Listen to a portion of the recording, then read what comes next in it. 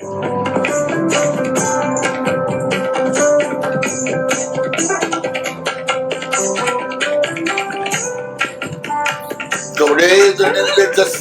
કર્મ કુર્વતી પ્રભુસ્તુલ્ય મનોવૃત્તિ ભાષણાથ શ્રીસ્તુ. દેવાદિદેવ પરમાત્મા પાર્શ્વનાથ કેવળ જ્ઞાન પ્રાપ્ત કરીને આ સંપદ ઉદ્યાનમાં સમોસણમાં બિરાજમાન થયેલા તીર્થની સ્થાપના કરે છે. 10 ગણધર એમના પ્રમુખ શિષ્યો રાજા અશ્વસેન પૂછે છે, એક સરખા 10 ગંધર્વો આપના શિષ્ય વિગત જન્મમાં એવું શું આરાધના કરીને આવે છે? એટલે પ્રભુ એમના જન્માંતરના વૃત્તાંત બતાવે છે. 5 ગંધર્વનું આપણે જોઈ ગયા, 6ઠા ગંધર્વનું જીવન ચાલે છે. 6ઠા ગણધર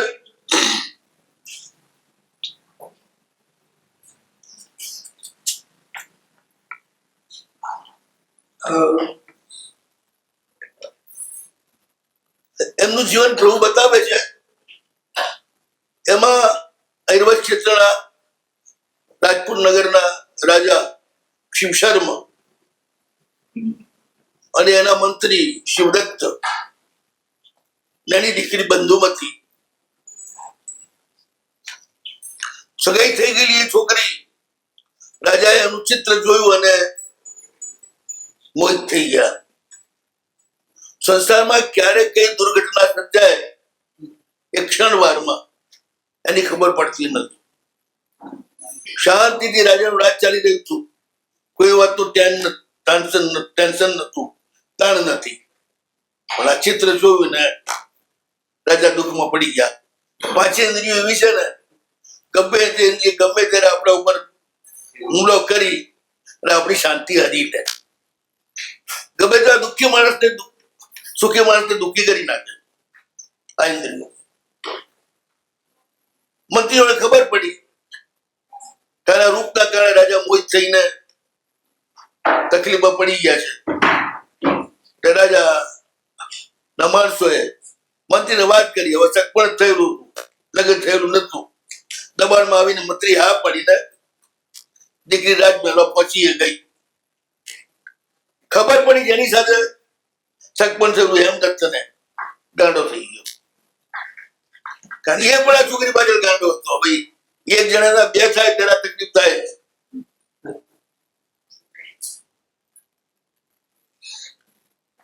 ગાંડો થઈને ગલીએ ગલીએ ફરી રહ્યો છે.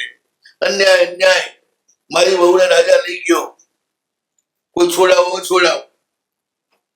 અને રાજાએ પોતે જોયું અને ચમકી ગયા. શું વાત છે?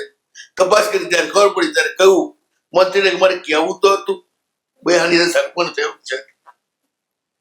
હું ગમે તેમ કહીને મારું મન બહાર હતું. આપને કેવી રીતે ના કહેવાય? બોલાવે પેલા 5 રાણીઓની વચ્ચે ઉભી કરી દીધી. બંધુમતીને કહ્યું, કોણ છે તારી વહુ? જા, જે અવાજ લઈ જા. શેણે સીધો બંધુમતીનો હાથ પકડ્યો.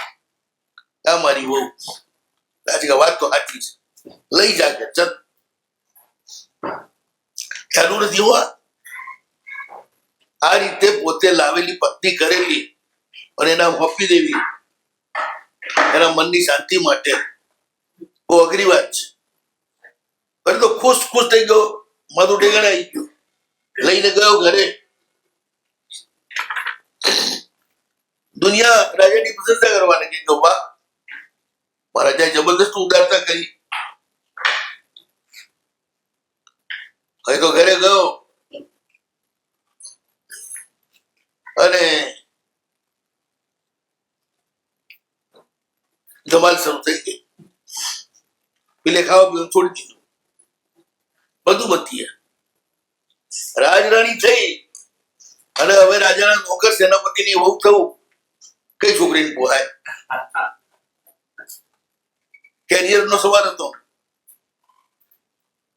ડિગ્રેડ તો ના થાય ને.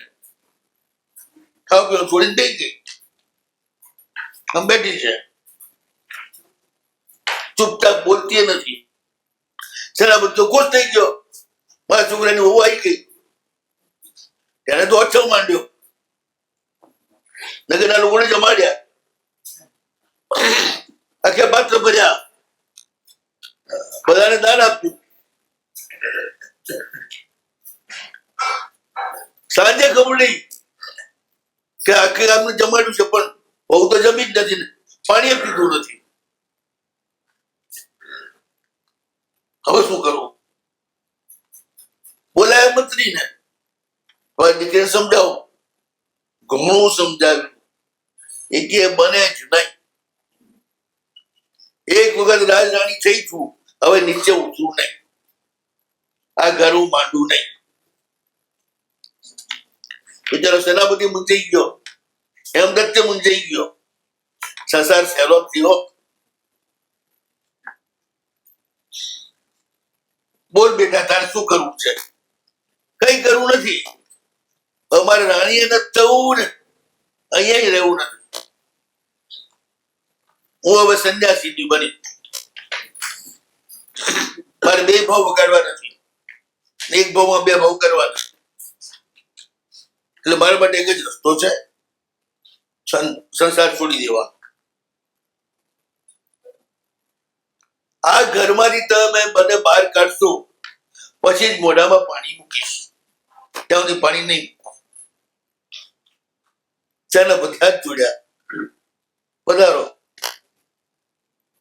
ગઈ સિદ્ધિનગરની બહાર, હશે કોઈ સંન્યાસીની, એની પાસે જઈને દીક્ષા લઈ લીધી.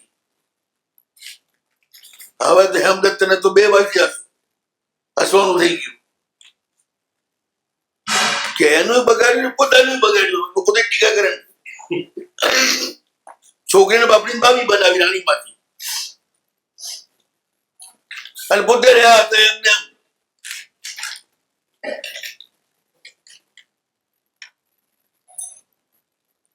વિચાર કરે છે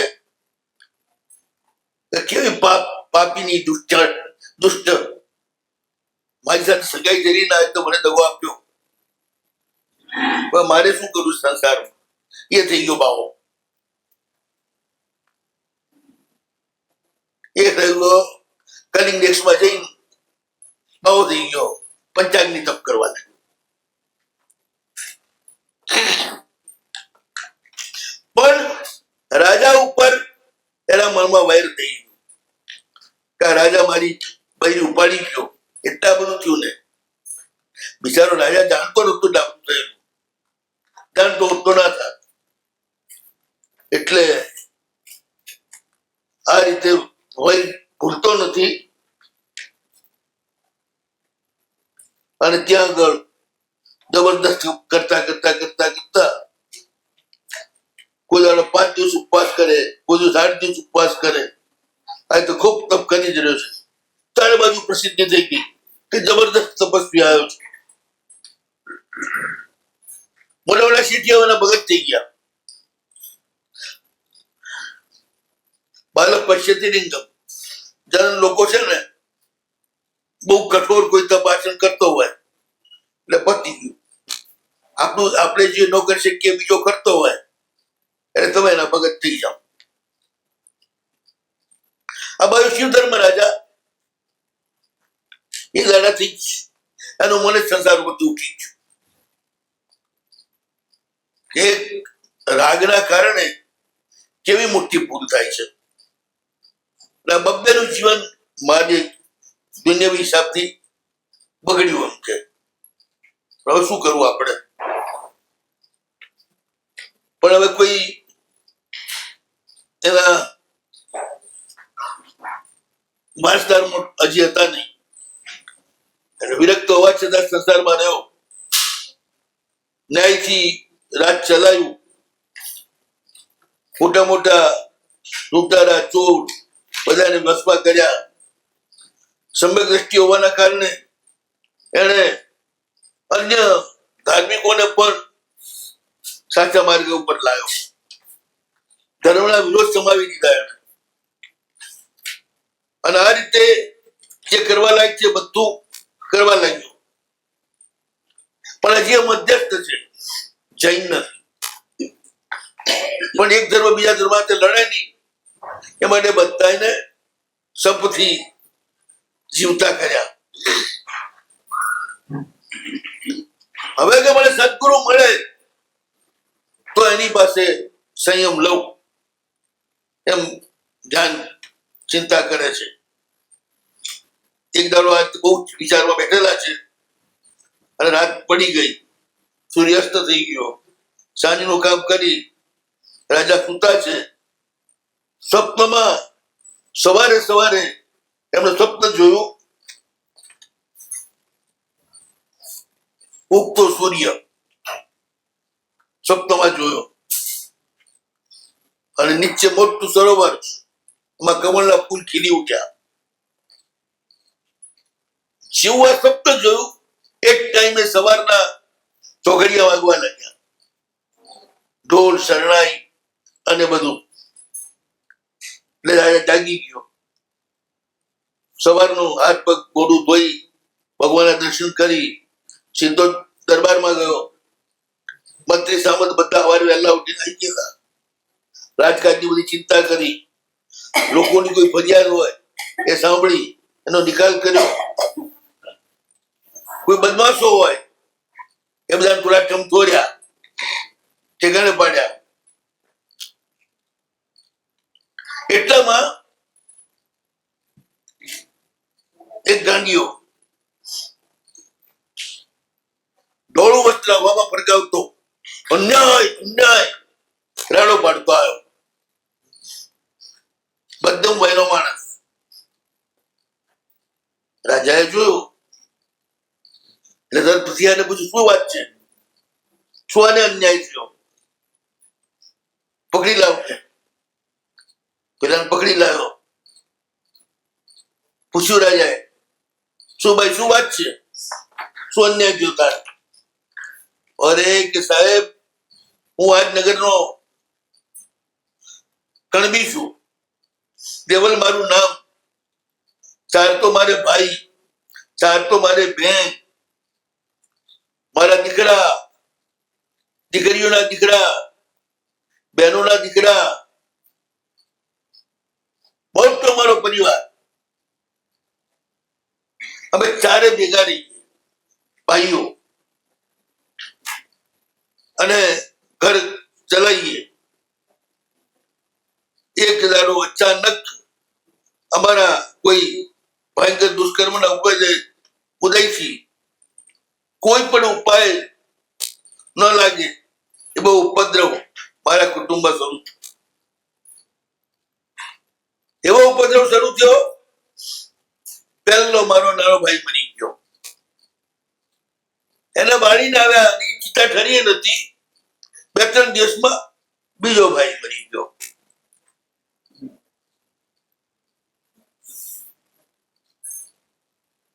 એક પછી એક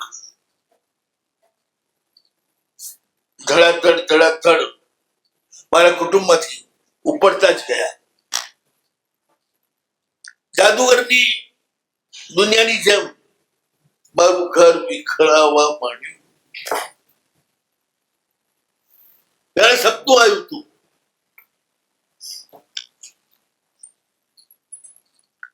3 ભાઈ મરી ગયા, છોકરા મરી ગયા.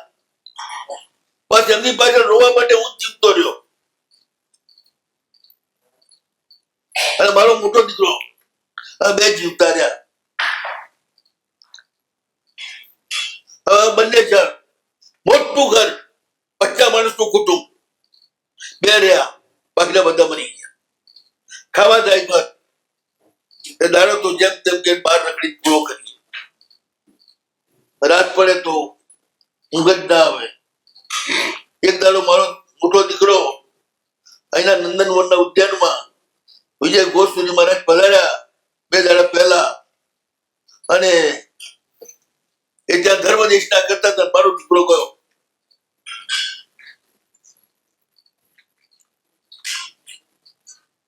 એમની પાસે ગયો, પાછો આવ્યો જ નથી. પણ મહારાજે શું કર્યું, કોઈ મોહિની નાખી એના ઉપર, એ વખત બે વાતો ચાલતી હતી કે કોઈ વશીકરણ કર્યું, એ તો માથાના વાળ બધા ઉકેડી અને હાથમાં એક કપડું અને એક પીછું લઈ અને બેસી ગયો છે. હું એને ગોતવા ગોતતા ગોતતા ત્યાં પત્તે જોયું. 22 તીર્થંકરના ગાળામાં તો અચેલક ધર્મ પણ ચાલતો હતો. અચેલક ધર્મમાં હતા એ સંપૂર્ણ દિગંબર, ખાલી ઓગણ ઉપત્તિ બે હાથમાં, બાકી કશું મળે નહીં.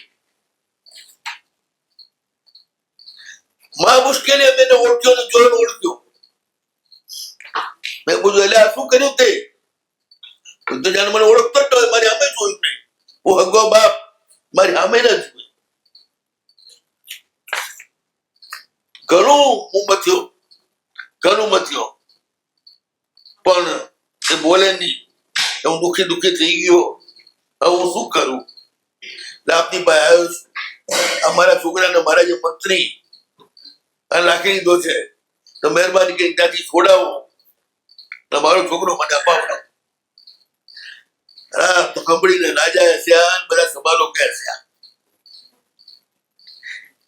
અને કહ્યું ભલા આદમી તો ભારે કરી છે. ધર્મના વક્તાઓ જે છે એને માટે તે સંકટ ઉભું કર્યું. ત્યારે બાજુ જો આવી વાત ફેલાઈ જાય તો મારાની બાજુ કોઈ આવે નહીં. અમારે તો ભૂરકી નાખે છે. જઈશું કે આપણા છોકરા જતા રહેશે, કઈક થઈ જશે. તો ગજબ કર્યું કે હવે શું કરશું કહો. પછી એને કીધું ભોળા, તારા દીકરાએ સક્કી આંખે આખા કુટુંબને મળતું જોયું. તમે 2 જણ બચ્યા. 2 દાડા થાય સ્મશાનમાં, 2 દાડા થાય સ્મશાનમાં, 2 દાડા થાય સ્મશાનમાં. આજ કાકાને બાળી આયા, કાલ ભાઈને બાળી આયા, પરમ દાડે બેનને બાળી આયા. આ બધું જોયા પછી કોને વૈરાગ્ય ન થાય? જેને મગજ હોય.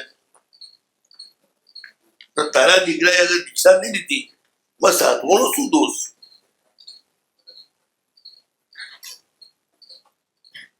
તારા આટલા ઘરના મરી ગયા એનો તને કોઈ હોક નથી. અને તું ફરિયાદ કરો ના આવ્યો. રાજા સાહેબ મારા આટલા બધા મરી જાય છે રોજે રોજ, તમે કઈ એનો ઉપાય કરો. અને આ છોકરા આત્મકલ્યાણનો માર્ગ લીધો, તું મને ફરિયાદ કરવા આવ્યો ગાંડા? એ સમજી ગયો હશે કે આ સંસારમાં જીવા જેવું છે જ નહીં. મારું શી ખબર ક્યારે મોત આવે. આ 48 જણાને આપડી ગયું તો અમે 2 જણા બાકી છીએ. કાલ મારી મોત આવે એટલે સુધારી કેમ મારું? એ સમજીને એને દીક્ષા લીધી અને તું હવે એનો શોક કરે છે. આમ ગાંડો જ છે ને. ધર્મ વિના કોઈ મરી જાય એનો શોક હોય, ધર્મથી જે મરે એનો શોક હોય જ નહીં.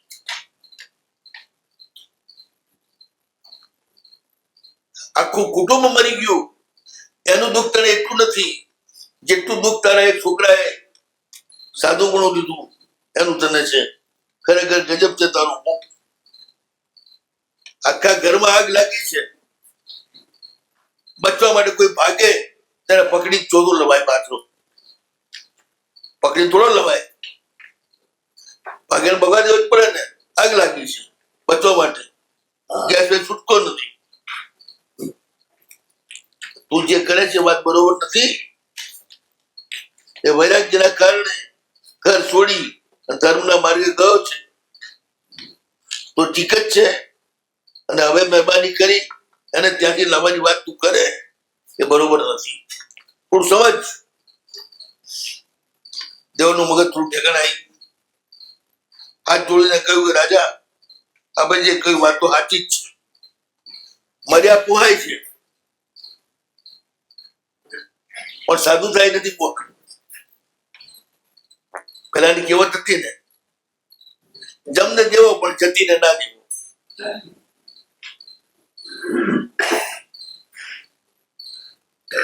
શું કરવું પણ કે મોહ છે ને એટલે ઊંધા રસ્તે ચાલુ છું. ધર્મનો ગુણ તો પ્રત્યક્ષ દેખાય છે.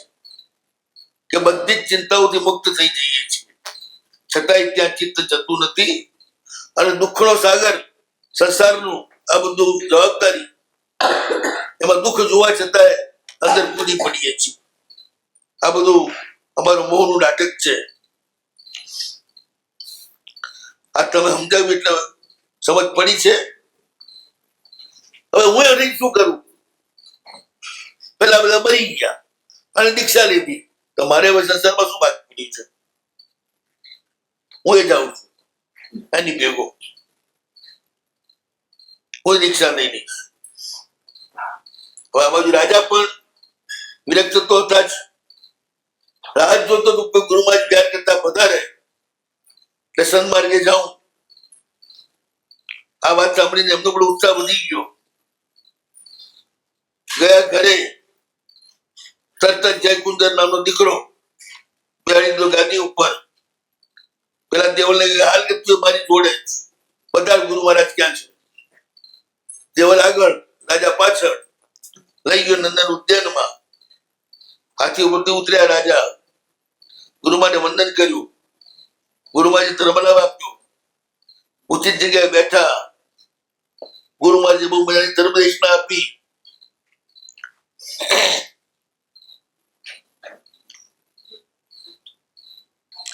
ગુરુ મહારાજે કહ્યું, આ દુનિયામાં જેટલું સારું દેખાય એ બધો ધર્મનો પ્રભાવ, જેટલું ખરાબ દેખાય એ બધો સંસારનો પ્રભાવ, કર્મનો પ્રભાવ. આ વાત પહેલા પાકી સમજી લે. ધર્મ શું? તો કે હિંસા, અસત્ય, ચોરી, અબ્રહ્મ અને પરિગ્રહ, આ પાંચને છોડવા એ ધર્મ. મિથ્યાત્વના કારણે આ ધર્મ સુખતો નથી. ગુરુ મહારાજના સત્સંગથી મિથ્યાત્વનો નાશ કરી અને આ ધર્મોમાં જોડાઈ સાચા ધર્મને જાણીને સમ્યક દર્શન પૂર્વક સર્વ પ્રકારની ધર્મ ક્રિયા કરવી એ મોક્ષનું કારણ થાય. તો આ મનુષ્ય જન્મ મળ્યો છે તો હારી ના જાઓ. પેલા નાગદત્તની જેમ. રાજા કે કોણ નાગદત્ત? તો કે ભાઈ બિહારમાં દેવરાપુર નામનું નગર, ત્યાં બે દોસ્તારો રામ અને નાગદત્ત, બંને બ્રાહ્મણ, બંને પાકા ભાઈબંધ. એટલામાં અચાનક રાજા મરી ગયા, પાછળ કોઈ રાજા નહીં, આખું નગર અનાથ થઈ ગયું, પતી ગયું. નગર ઉપર અંકુશ ઉઠી ગયો, લૂંટફાટ, મારામારી, આખા નગરની અંદર અંતર વિક્રય શરૂ થઈ ગયો. ક્યારે કોણ મરી જાય એનો પત્તો જ નહીં, કોણ લૂંટાઈ જાય એનો પત્તો નહીં. આ જોઈ રામ અને નાગદત્ત બે ભાગ્યા ત્યાંથી, પહોંચ્યા દક્ષિણાપથમાં. ત્યાં બહુ મહેનત કરે છે, જેમ તેમ પેટ ભરે છે. એમાં અચાનક નગરની બહાર ગયા, કૌશક ધ્યાનમાં ઉભેલા મુનિરાજને જોયા. મહાબલીનું નામ. એકદમ નિશ્ચલપણે ઉભા છે કયો સ્વર્ગમાં. એમના દર્શન થયા, બંને જણા ખુશ થઈ ગયા. ત્યાં ત્યાં ઉભા રહ્યા. ગુરુમાને જોયા જ કર્યા, પણ એની આંખો ધરાતી જ નથી.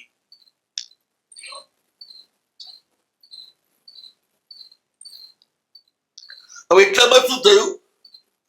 કાળો કાળો કોયલથી કાળો એક જબરદસ્ત નાગ, ભૂખ્યો થયેલો, ફેણ ઊંચી કરીને ફૂ ફૂ ફૂફાડા મારતો નીકળ્યો. ક્યાંય કઈ ખાવાનું મળ્યું નહીં, કોઈ શિકાર મળ્યો નહીં. બસ આપણે તો ભક્ષ્ય શું ભાઈ, જીવોનું ભક્ષ્ય જીવ. હવે શું કરવું? ત્યાં ફરતા ફરતા મહારાજ પાસે પહોંચ્યો. એકદમ ગુસ્સામાં આવી અને મહારાજને પગમાં ડંખ માર્યો જબરદસ્ત. કરડીને પછી તરત જ જંગલના અંદર ઘૂસી ગયો. મહારાજ તો એ બાજુ ઉભા છે, કૌશિકમાં જ ઉભા છે, જરાય હાલતા નથી. ત્યારે ધ્યાનની અસર નથી એમને કોઈ ધર્મ ધ્યાનના પ્રભાવે. બે તો નજરે નજર જોયું કે સાપ આવ્યો, મહારાજને ડંક્યો, જતો રહ્યો. મહારાજ તો એમ જ ઉભા છે, કોઈ અસર નથી. વારે વાહ કે નક્કી મહારાજ સાહેબ કોઈ મહાન છે, ચમત્કારિક છે. આજ આપણને પુણ્યના ઉદયથી કલ્પ વૃક્ષ જેવા ગુરુ મહારાજ મળ્યા છે. હવે એમને છોડવા નહીં. ત્યાં ગુરુ મહારાજે કૌશિક પાડ્યો, બે પગમાં પડ્યા અને કહ્યું કે પ્રભુ આમ કૌશિકમાં ઉભા છો, એક પણ વસ્ત્ર તમારા શરીર ઉપર નથી, તમને ઠંડી ને ગરમી નથી લાગતી? ગુરુ મહારાજે કહ્યું,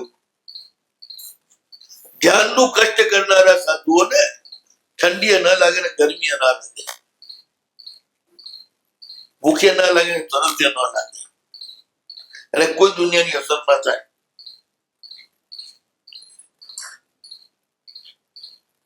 ધ્યાનનો એક પ્રભાવ છે. વિચાર કર્યો કે આ તો પ્રત્યક્ષ ચેતવણી વાળા જેવા ગુરુ મહારાજ છે, ચલો એમની આરાધના કરીએ. એમને સેવ શું આપણું આ બધું દાદર કરતું રહેશે.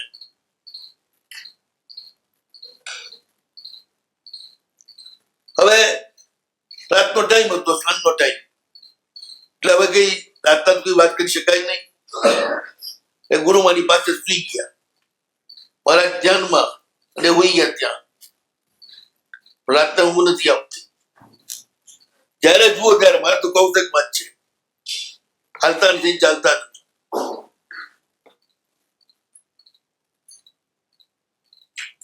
ત્યાં તો 11-12 વાગે બધા અપ્સરાઓ પ્રગટ થઈ, દેવતાઓ પ્રગટ થયા.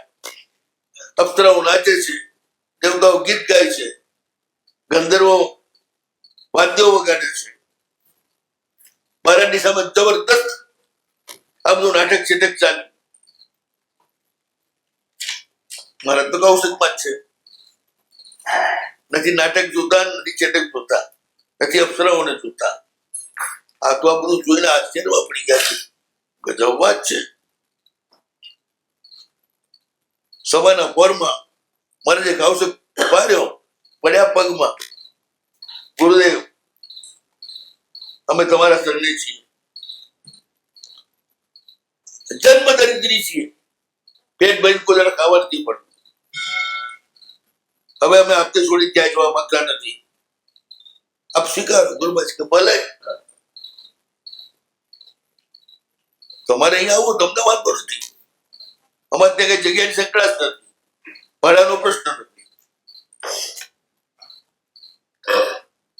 રોયનો વાંધો નથી. પણ અમારે એવું છે ને, અમારા માટે નિયમ છે, સાધુ ક્યારે પણ ગ્રસ્તને પોતાની સાથે રાખે નહીં. ઉત્તમ સાધુ માટે ગ્રસ્તનો પરિગ્રહ એ અયોગ્ય છે.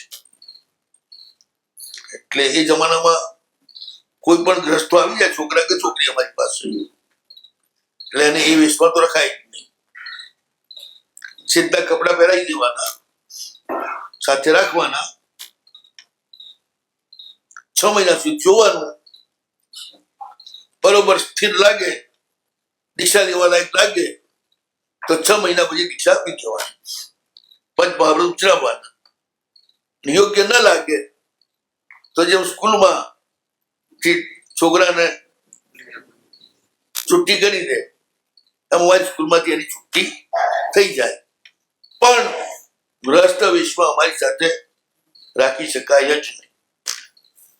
ગ્રસ્ત અમારી સાથે રાતના સુઈ શકે નહીં, કારણ કે સાધુની અલગ અલગ સાધના ચાલતી હોય. એમાં રાતના ટાઈમે કઈક આવું બધું થતું હોય, દેવતા આવે, અપ્સરા આવે, બધું આવે, તો ઘણા એવા આપણા ગાંડા થઈ જાય. આપણા રૂપ બીજા મહારાજ થઈ ગયા ને, પહેલાના ઉપાસ્ય રૂપ બીજા મહારાજ, રૂપ વિબુદ્ધ નો મોહન પપણે, મોહન બીજા મહારાજ જેમના શિષ્ય હતા, એ રૂપ બીજા મહારાજ.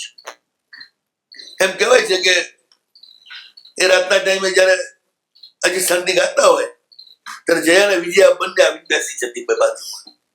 એક બાજુ જયા બેસે, એક બાજુ વિજયા બેસે. મહારાજ એકલા જ જતા એમના રૂમમાં, છેલ્લા બધા દૂર રહેતા. આ બધા જબરદસ્ત સાધક હતા મહારાજ.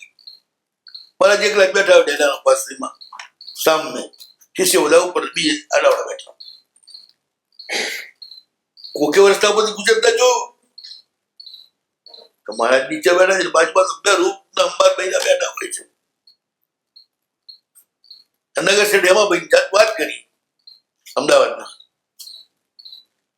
સાહેબ બાજુ ગરબડ છે, રાતે બૈરા આવે છે એમના ઉપાશ્રયમાં, એમની બાજુ બેઠા હોય છે. એમાં ભાઈ શેઠ ચમક્યા, તપાસ કરવી પડશે. એટલે એક વાર હાંડના ટાઈમે ગયા, જરા બાપજીને ડરતા ડરતા, બધા બહુ ડરતા પેલા મહાત્માઓ, સાહેબ આવું કઈક લોકો બોલે છે ને સંભળાય છે, બહુ સજેલા ધજેલા બૈરા બે રોજ સાંજે આપણી પાસે રાતે આવે છે, શું છે સાહેબ? રોગ જમાતો હશે આખું. શેઠિયા કે જોવું છે? સાંભળતા શેઠ તો પૂછી ગયા, આ તો બહુ પ્રતાપી હતા, ભલા એના પુત્ર બેઠા. શેઠને પછી હજી શાંતિ શરૂ કરી ગાવાની, પહેરીને બીજી ગાતા ગાઈને ચાર બીજા બે આવી બે. શેઠ તો જોઈ જાય નાટા તાવે કોક બીજે દાડે ડેરાના ઉપાસે એવા ભાગી ગયા. મતલબ સાધક સાધુ હોય ને ત્યાં બધું બનતું જ હોય છે. મારે મારવાડમાં એક મહારાજ થઈ ગયા, નામ તો ભૂલી ગયો, ભક્તિ વિજય જેવું નામ હતું કોઈ. શિવગંજ પાસે વડગામ ના જતા બધા ભત્રીજાઓ બધા અત્યારે છે. રિક્ષા લઈને 2-4 વર્ષમાં જ એકલા વિચરતા થઈ ગયેલા, પણ એવા જબરદસ્ત બાપરે પણ ઠંડે ક્યારે જાય નહીં, બાપરું ક્યારે જાય. મહિના સુધી લોકો ચોકી કરે પણ ક્યારે મરાઠી છેલ્લા પાસે ચાલે જોયા. ચોમાસું જ્યાં કરે ત્યાં શરત કરે, આખું ગામ લેવા આવે, બધા જ પ્રતિક્રમણ કરે, બધા જ પૂજા કરે, તો હું ચોમાસું કરું, અને કોઈ રાત્રિ ભોજન ના કરે. 100 ઘરનું ગામ, 200 ઘરનું ગામ હોય, બધા જ 4 મહિના રાત્રિ ભોજન નહીં કરવાનો નિયમ કરે, પૂજા અને પ્રતિક્રમણ કરવાનો નિયમ કરે. પછી ચોમાસું આવે પછી કહી દે પ્રતિક્રમણ કર્યા પછી કોઈએ પણ ઉપાશ્રયમાં રહેવાનું નહીં, બેસવાનું પણ નહીં. પ્રતિક્રમણ પદે એટલે ભાગી જવાનું તમારે, કોઈ બાપડો રહે નહીં, બધા જતા રહે. એમની તાક કેટલી બધી. રાતે પછી શીખ વર્તું ચાલે. ક્યારેક ક્યારેક લોકો આમ ટોકિયા કરવા આવે, અંદર ઝાંઝર વાગતા હોય, કોઈ નાચતું હોય, ગાતા હોય, હા ને તે આ બધું ચાલતું હોય. લોકો બહારથી બધું જુએ ને આપણે અંદર તો જવાની હિંમત હોય નહીં. વર્ષો સુધી મહારાજ આ રીતે રહ્યા. 2 મહિનાનો ઉપવાસ કરે, 3 મહિનાનો ઉપવાસ કરે, 15 દિવસનો ઉપવાસ કરે, પણ પારણામાં ઠલ્લે માત્ર નહીં. આ હમણાં થઈ ગયા, હજી 15 વર્ષ પહેલા જ કાળ કરી ગયા ગુજરાતમાં. આપણે પ્રાંતિજની પાસે ગામડા, એમના ફોટા બી છે અમારી પાસે. પણ એમ કે આવા સાધુઓ હોય છે, એક થી એક. એ મહાત્મા વિહાર બી કરતા ક્યારે જોયા નહીં કોઈએ. ગામમાં આવે ત્યારે બાપ વધારે છે, ખબર પડે. લોકોને શંકા ન પડે કે સંડાસમાં જતા હશે? સંડાસ ઉપાશ્રયમાં થાય, એક ઉપાશ્રયમાં કશું જ નહીં. શું એમની સાધના છે એમને ખબર. ગ્રસ્તને સાધુ રાખે નહીં. હવે તો આ ગમુડા સ્વાધ્યાય બંધ થઈ ગયા ને, રાતના તો 12 વાગ્યા આ ગમુડા સ્વાધ્યાય ચાલતા હોય.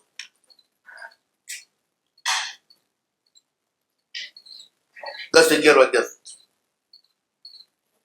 તો અમુક અધ્યયન નો જો સ્વાધ્યાય કરે ત્યારે તે દેવો આવીને બેસી જાય. હવે બાપડો કાચો બધું બેઠો તો દંડ બાકી જ જાય, કંગાળો થઈ જાય. આ બધા હમણાં છેલ્લા 100 વર્ષમાં બંધ થયા. પહેલા ચાલુ જ હતા. અને ત્યારે શાસન ઉપર કોઈ આપત્તિ નથી આવતી અને કોઈ સંઘને અડી શકતું નથી. એટલા બધું સમરસંઘનો પ્રભાવ બધા આગમો નામ થયો. આગળના સ્વાધ્યાય થાય, અનેક દેવો પ્રગટ થાય, ક્યારેક ગણપતિના, ક્યારેક નાગકુમારના, ક્યારેક ગરુડ કુમારના, ક્યારેક ગંધર્વો, ક્યારેક વૈમાનિક દેવો, ક્યારેક જ્યોતિષ દેવો, પછી અલગ અલગ જંબુદ્વીપના અધિષ્ઠાયક, ભરતક્ષેત્રના અધિષ્ઠાયકો, વૈજાટ્ય પર્વતના અધિષ્ઠાયકો આ બધા પ્રગટ થાય. સાધુ સાતા પૂછવા આવે. સાધુ એક ગ્રસ્તનો પરિગ્રહ કરાય નહીં. એટલે જો તમારે મારી હાથે રહેવું હોય તો આ કપડા પહેરવા પડશે, તો રહી શકશો મારી જોડે. બે કે એમ તો એમ ચલો ને. સારા બોધને મારા દીક્ષા આપી દીધી. ધીરે ધીરે બધું શીખતા ગયા અને પરમાત્માના ગુણો સાંભળતા ગયા. એમ વધુ ને વધુ રંગાતા ગયા પ્રભુના ધર્મથી. એક વાર સાધુએ કહ્યું,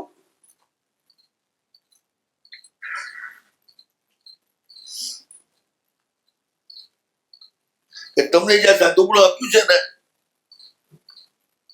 એ ધ્યાન રાખજો. દુનિયાની બધી જ દુઃખ ને પરંપરાઓ એને દૂર કરનારું છે. બધું દારિદ્ર્ય દૂર કરનારું છે. સાક્ષાત કલ્પવૃક્ષ જેવું છે.